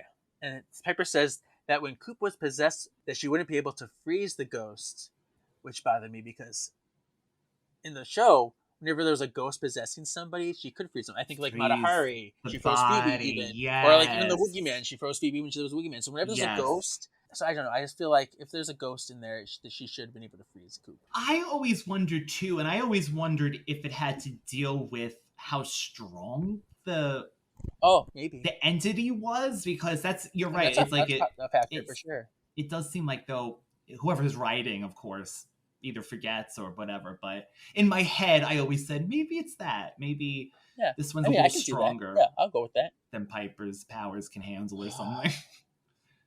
And then I have a note. Wyatt's projection power is referred to as wish magic. Which I didn't Wish magic. That's what he was doing. Okay, thank you. Wish magic. I'm like, you say projection. Isn't this in your book of 3? Don't you know this term? Like what Billy and Christy did 6 months ago. Right? So, I mean, that's his power. He's been doing it long before Billy. That's what always bothered me, too, in Tron, where, like, Phoebe's like, Billy, here's this new power I heard about called projection. I'm like, I've heard about it. Exactly. I've heard about it, but I've never... Yeah. Like, hello? Dragon? Hello? Like, that was wish magic. That was why wish magic. That wasn't projection. What are you talking about? Yours is completely different. Wish magic. So, and then I guess at this point, Magic School has been reclaimed but not reopened yet. They're doing a lot of cleaning, yes. The demons did a lot of destroying, so yes, in the process. They say that Grams was married 6 times, which was only stated once in the show. Lost and Bound, they said it was 6 times, but in other episodes, they say it was 4 times. So and I almost thought that it was a joke when they said 6, like you were married 6 times. Yeah. Right, they just exaggerate, yeah, but I think the real number is 4, is the actual number that Grams was married. Either that or Grams was a very busy lady. Better listen to Grams, Phoebe. I mean, you can always calculate her age by the number of rings on her fingers. Yes. Phoebe in this is already married to Coop, whereas in the comics you actually see them get married in the comics. So just a little bit of time difference there. Coop was called Cole at one page. Okay, yes. Page 122. Okay, here's something that the fandom says, that I got from the fandom. It says it's a mistake that Coop was mistakenly mentioned to be a white lighter, which I don't think that's what the book was saying. It was during the fight with Sheldon when she was trying to stab him. So I think it wasn't calling him a white lighter. The book was actually saying that a white lighter wouldn't be able to heal him. That's what I read thought is too. The white lighter rules. But then later I said, is that true? But yes, I thought the same thing. I thought he said, but it doesn't matter either way, because he was thinking, right? Because they can't be healed. Yeah, I mean, that philosophy bothers me. There's a whole other conversation about that. That's right. I know. I agree. Yeah, but it's not. They weren't actually calling him a white lighter, and so that's an error that I don't think is actually accurate. And then Andrew Bryan was just simply called O'Brien in the book. They never say his first name. Yes, I added it every time, but yeah. I thought I kept saying the same thing. I was like, okay, it's him. Now we'll get into rhyme time. Should we try a spell? Why not? Let's try a spell. In the wind, I sing this rhyme. Bring death before me, before my time. You've really got to lay off the rhyming, Drew. Wonderful. Witty, but wordy. I did the rhyme. I will do the time. Good night. Spells. The first spell is to call for a pair of pants. And it goes like this. Soldier pants, green and black, come back. It's cute. It's Wyatt's spell. I'm like, you go, Wyatt. Yes. Word spell. The next one, Banishing a Ghost. This is the one from Reckless Abandon, the same one from Elias Lundy. Says, to banish a ghost to oblivion, pour this mixture over the departed's bones, my bones. A palm full of pomegranate seeds, ground into a fine paste, a pinch of comfrey root, a pinch of blood meal, a pinch of clematis seed, a pinch of dried rhubarb leaf. Mix well, add a chalice of twice blessed water, and boil. Is that? Yeah, so is it like a form of a holy water? Yeah, I guess so.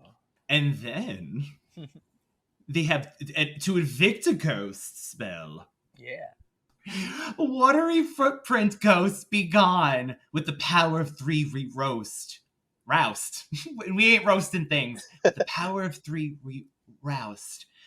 You out the door and onto the lawn. Get out and stay out of the house. I mean, it could have been my reading, but that's one of their weaker spells, I think. What are for good ghosts being on? Yeah, I mean, Phoebe did kind of make it up right there, but she's still better at spells than that. So open the door and onto the lawn. Get out and stay out of the house. All right.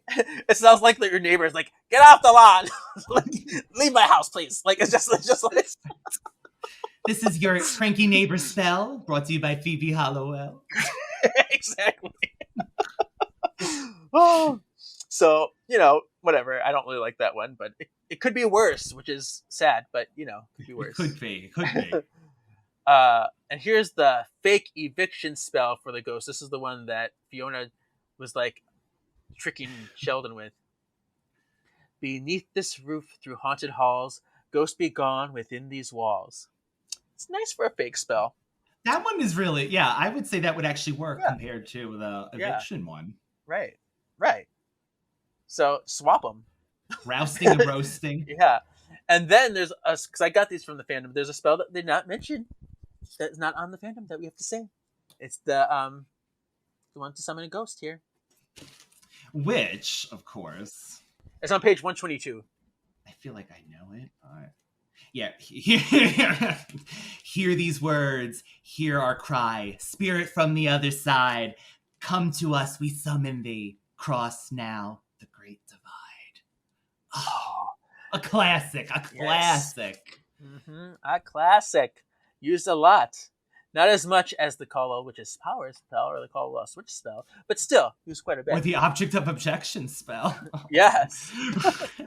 Oh, Paige's favorite. Paige's favorite.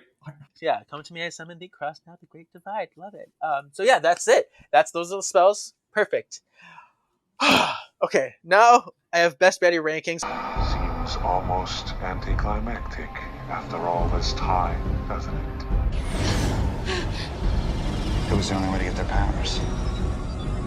And now I want yours. Darkest forces, let it be. Hear my plea, bring life to me.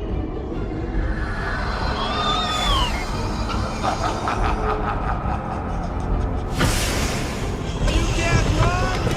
Frozen! In fear! Best baddie. I'm just going to say where I put Sheldon on this list because we have 14 baddies based on this section of books that I'm working with right now. Yes. I put him as number 10 out of 14. Number 9 is Bobo, the the childhood fears monster from House of Shards. So I put him under there because he's scary, but he's just kind of like a really misogynistic man that's lonely and sad. So yes, and doesn't like sugar in his tea. Yeah. We'll kill for it. We'll kill. But yeah, so he's on the lower end, but not the worst. Next episode, when I do the retrospective, I'll go over my whole list and then get the listeners' list. But yeah, so cool. I remember your vote on Instagram. Yeah, I'm gonna put a vote on Instagram so people can do that. Yeah, so something like that. So I have the best baddie vote, and then I'm also gonna have like a vote on your favorite books if I can get that to work. We'll see. But yeah, things be happening. All right, so now we're in our final thing. Well, one of our final things, the 10 Things segment, which we've been waiting for. So what is our level of confidence in this plan? 10, 10, 10. Well, on a scale of 1 to 10, 10 being we whoop ass, 1 being he laughs at us while we're on fire and naked, maybe you should like... Here's 10 things. 10 things. So in this section, we're going to talk about our favorite dead charmed characters that we would like to see come back as a ghost. It's very so I have 5 fitting. and you have 5. Fitting for this so well. Thank you. I try to have themes. I'm a very thematic person. I like that. Starting with your homage in the beginning to all our lost charmed cast to this. Beautiful. Thank you. So what's your number 5? Okay. She was a ghost already, but Charlene Hughes from Ex Libris. Okay. I love this character. I love this episode. Yeah. I don't know why or she would have come back, but I would have loved to have seen it. I feel like there was this quirkiness about her. I liked her sass. I would have loved to have seen more of her, Kevin. She was very fun, and such a great actress and such a personality for having one episode. And she did a good thing for Tyra. Tyra Wilson. I killed Tyra Wilson. She did a good thing for her and her family. Somebody she didn't know, a stranger, but she used her ghostly abilities to kind of make amends for her, which is really lovely. What a wonderful person. I agree. The way and how she was trying to help Phoebe not get killed. I loved her character. Yeah, good one. That's a good pick. Thank you. Yes. My number 5 is Jana from Exit Strategy, the one that Cole killed. Yes. Okay. Love this. I didn't even think of her. Yeah. Because she never appeared as a ghost, but I would have loved to see her. Think about it, because after that moment, Phoebe was really blaming Cole for a lot. If she could come back and explain the situation of what actually happened, so good. So much would have been, fixed. So many problems would have been, averted. So smart. And and she's a wonderful character in itself. She's knowledgeable about the craft. She teaches them stuff, and it's very sweet and wonderful. So she would have been, I agree, a character that I was sad that she got killed off and never brought seen again. Right. Love that. Didn't even great choice. Thank you. We're so good. Okay. What about this again? I don't know where I'm coming up with this, but I put all three together as one. One of the cousins, P. Bowen, P. Baxter, and P. Russell. Just at a Wickening, anything, because we could have had. I mean, you could have had Holly, Marie just pretend to be like an ancestor, but I would have loved to have been able to play those characters again and maybe done she came back from the dead. That would have been really cool because, we see in the Warren Witches, they're all up in that Warren Witches book. Yes. And it would be cool. Yeah, Piper could have just put the costume back on. They could have even just took it out of the episode and just had her just sitting there with the Wickening people and so many missed opportunities, right? And you don't have to pay Holly for another crediting fee. Right. See? My number 4 is Andy Trudeau, just because I really liked him in season 1. Such a nice guy. His coming back, I don't think would have been necessary to a plot necessarily, but I think it would have been a really nice thing for fans to see, and maybe it could have been in the premiere of season 2, even when she was getting over him. It would have been just a nice touch, yes. So just something, have him come back for a little bit. He's actually my number 3. Okay. Segue. So Andy would have, I agree with everything that Kevin said. I would have loved to him to come back. I'm not even going to say a white lighter or anything. Just have him come back. No. Yeah. Something. I agree. Some closure for Prue. Definitely. We got Kyle as a white lighter. Why not Andy? Just having an appearance. Honestly, if I had to pick the two, I think Andy should have gotten the white lighter job. Yeah. So I feel you. Okay. My number 3 is Melinda Warren. Oh my God, yes. We have her come in The Witch's Bag, and she's so delightful. What a wonderful actress. What a wonderful performance. Beautiful. To see her just come back and give some kind of guidance or insight about something would have been magical, Kevin, you are, again, outside thinking, because that's one of those characters I agree. I loved her, just one episode, and her presence, the character, the actress, bringing that loving feeling. You feel it, just like you're saying. So I think that actress stopped. Beautiful. She stopped working. Did she? Yeah, I don't know why, because she's so amazing. Oh, wasn't she going to be on the Charmed reboot they were trying? Right. Sorry, not to dig up that old chestnut, but I am going to go Drake Damone. Does he have a soul, though, that would come back? That's the question. He is a demon. Right. But I would have, oh my God, I would have loved it. I think it's just because I wanted to see this character again somehow. Most widely loved guest star ever. From the moment he comes on screen, he's so charming and so amazing and so happy and fun to watch. And he's like the perfect man. He's everything you want in a man. So true. So, even down to singing and everything, musically inclined. Get the musical dances. theater guy in there. Yes. Wonderful. So great choice. Thank you. My number 2, I think, is going to surprise you. I'm going to have to explain it. Oh, even better. Okay, I love it. Greg and Paul Rowe from the Rowe Coven. Okay. And why I'm saying that because I would have loved it for the sisters' ultimate battle to be against the evil power of 3.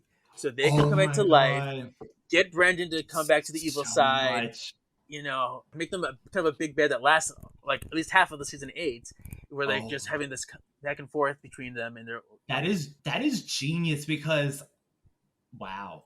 Mm-hmm. Okay.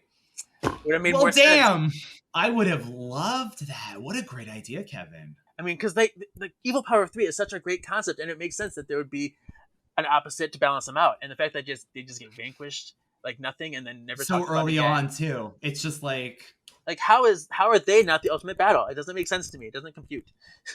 Even if they did like a because I feel like even if the writers at that time, they would have did the whole thing that one of them had to die again or something, like a swap out. Like there was another evil power of 3 brother out there. Like I could totally see them doing that too. Yeah, maybe Greg and Paul get back to life, and then maybe Brendan's lost to the priesthood, so they find another long lost brother. Exactly. See, here you go, Netflix. There's still a chance. Bring it back. Yes. So all right, our number 1 is the same. We just gotta say it. It's obvious. I mean, is there any question of what ghost that? I feel like this would be not just us, right? I feel like this should be top. I think everybody. I think most people. Fans. Yeah. So Kevin, all together. Prue. Yes, Prue is definitely our number 1, and the one that most fans want to see. We deserved to see, and they could have done it in so many different ways, even if they didn't show her face. Thank you, Kevin. Anybody, a brunette from behind, and just an off the cuff, like I think I said this on brunch. It was just like put someone there in the flashback and just have them say Prue. Mm-hmm. And like someone hugging them. That's it. Right. Part of their montage. Just something. You said this before. Get Emma Thompson back, who played Kid Prue. Show Kid Prue. You went back into the past. You saw Kid Piper. Put Prue in there. So easy. That's why I feel like it was almost. I still think it was like they were pissed off and they just wanted to punish the character. So, that's the one. But this was fun. We had some good ones. I did actually have an honorable mention. Yes, I did have one too. You did? Oh, perfect. Okay, what's yours? Mine was Mark. Okay. Again, already been a ghost, but I wish he hung around a little longer. Yes, I mean, another one and it's a great episode that people early on really felt an emotional connection to, and he's another great actor that came in pretty early and Charmed, getting all these actors their big breaks. My honorable mention will probably shock you too. I can't wait now after what you came up with that. I put Mr. Monkey Shines, the gnome from Charmed Noir. Okay. And mostly it's because I feel bad for him. He got scolded by Paige for not reading a book. The minute he decides to listen to her and read a book, he gets killed for it. Yeah. Reading is fundamental. Why should you be punished for it? You deserve a second chance. I am here for it. I am here. Bring him back, Kevin. Forget Prue. Justice for him. Yes, because he had a change of heart. He was turning around. He was having a new leaf. I did always feel, and he got shot. I mean, he was he was Swiss cheese at that point. It's like, what does it show to people? If you're gonna do something good, you're gonna get killed for doing something good. Reading Rainbow. No, you gotta read. See? Exactly. Give things a chance. No, because they kill you. No, so sad. Okay. That was great, too. Great choices, Kevin. Thank you. All right, so the final section of the day is tips for future white letters. I was out being a force of good in the universe. And this is the moral of the story. What is your moral today? Kevin, I thought... oh, go on. Here it comes. What? I promise it. I thought it. I bought it, and I love it. True. So, I think the moral of the story was Paige. It's never too late to ease your mind and release some kind of thing you're holding on to. What Paige was feeling with the guilt of the death of the leprechauns. Yeah. I feel like even baiting back to Seamus, her first leprechaun, like big bond with them. And I think it's never too late to make amends, even if it's okay. Magically, she was able to summon the dead here, but even if you can in your real life, these old things that hold you down, if you could release them, it's really liberating. So yeah, I thought maybe that might be a good... I like it. That's wonderful. Yeah, of course. Thank you. My heart. Oh, thank you. Oh, yeah. Thank you for that contribution. Yes. So my tip, and I've hinted at it in here, but it says, if you're going to call yourself a witch, you best learn what Samhain is, for one. That was, was... Yeah, but then use it as an excuse to celebrate the dead and loved ones who have died. This is the time to honor those people. It's same with every culture has one. Day of the Dead, Dia de los Muertos, and it's I think it's good for people to you can be sad and it's okay to be angry, but if you remember the good times and celebrate the life that they had, it's a good way to make it more of a positive than anything. So beautifully said too. Too beautifully said thing. Love that. And the author, did you know that you were doing this for us, Diana? Yeah. Oh, so we have reached the end. Wow, this was such a journey. So thank you for joining me, Ryan. Oh my god, thank you for having me. I've actually, it's nice.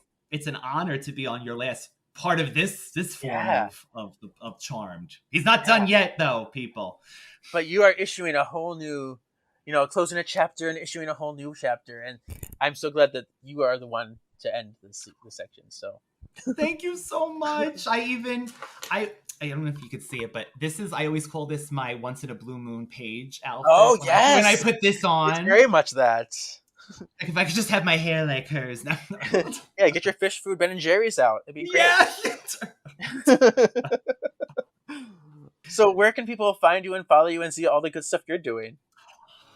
Okay, so you can find me weekly at this point, every Friday on the Radical Retro Rewind podcast. I was so impressed that Kevin could get that out because it took me almost a year of my own show to be able to say that. And I did it to myself. So that is a retro-themed podcast. And I was on Brunch with the Hollowells. We are coming back in October just to do the Charmed...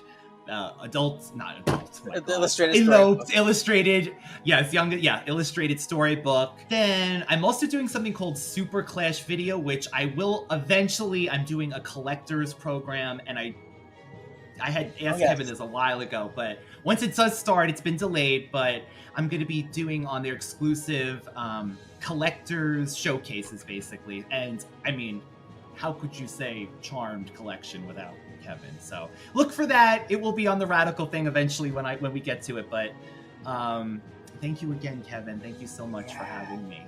Yeah, you do so much. I don't know how you do it because I'm always amazed at how much effort you put into the things that you do, and it's like amazing. I'm like, everything's beautiful, and it just keeps coming and fierce. Well, look at you, Mr. Shows. But thank you so much. I mean, I got to say, anyone who could do more than 2 podcasts or anything, I give them so much credit. It's a feat. So it is, yeah. Follow this podcast. Yes, you can find this podcast at Words of the Witches on Facebook, Instagram, and YouTube, or Words of Witches if you're on Twitter. You can email us at wordsofwitchespod@gmail.com, or follow my other podcast, Solving for X. We're covering the 90s X-Men series. You'll have a lot to say with that soon, too, right? When they come back? Yeah, 97's coming back for that, so Sean and I are doing that. It's crazy stuff. He's not done yet. Like I said, he'll be back. We're here for a while yet. We'll see you next time, Spellworders. your destiny still Oh, that's, oh awaits. my God, your destiny still awaits. Yes. I love that quote.